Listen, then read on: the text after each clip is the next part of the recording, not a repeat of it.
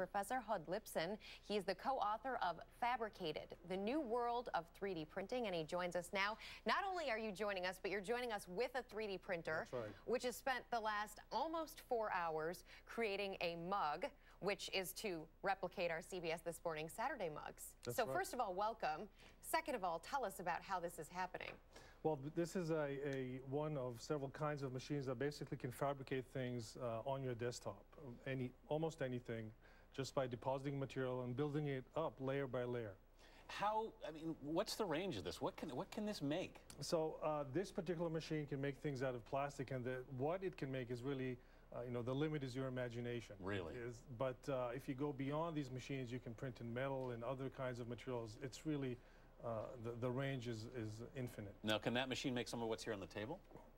Some of these parts, absolutely. There's some plastic parts here and so forth, but some of these parts here are a little bit more sophisticated. For example, there's some metal parts over here, and there's some moving robotic parts that are made with multiple materials, clay parts, and even cloth for clothing. And this is a titanium nose implant. So there's really titanium nose implant?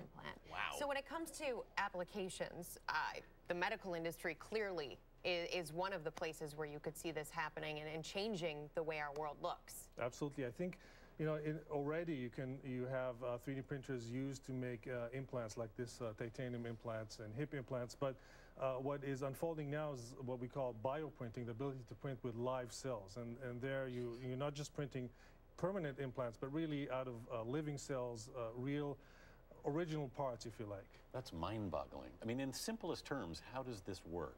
So if you're familiar with the inkjet printer that spits out droplets of ink on a piece of paper, a 3D printer spits out droplets of plastic and builds the object from the ground up. Now, it doesn't have to be plastic. It could be other types of materials, but it's basically all the 3D printers build through an additive process that basically eliminates all the challenges with complex shapes and so forth, and you can make almost anything. The printer you brought here today is technically very sophisticated. It's more of a professional printer, but from what I hear about the future, individuals will be able to purchase these printers, and for a couple $100s.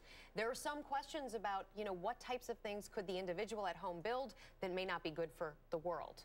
Well, actually, this is a consumer 3D printer. This is a printer that costs about $2,200, and it actually is one that many people have at home. In fact, more of these are sold than industrial scale printers. So, but what worries, there are some potential implications of this that could be troubling. I mean, you looked at this in the book. What did you find? Well, there are a lot of interesting questions that have to do, for example, with consumer safety. If you print a steering wheel and it breaks, who's liable for that? How do you know that it's a certified design and so forth? If you print a gun. You can print a part of a gun or even a working gun. It won't be a military-grade gun, but it will work, and be a disposable plastic gun, but it would be very difficult to regulate something like that. Professor Hod Lipson, thank you for joining us. I have a feeling this conversation is one that will continue to become bigger and bigger.